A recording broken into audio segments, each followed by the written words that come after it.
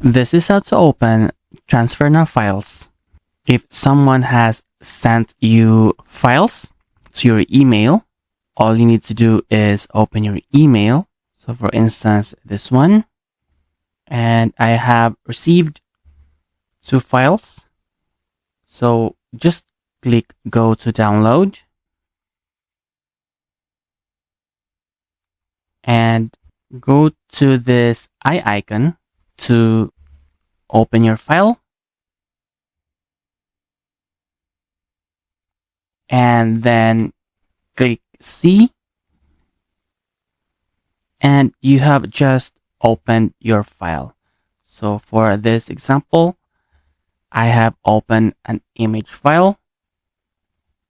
You can also download the files by just going to download all. So this is how to open TransferNow files.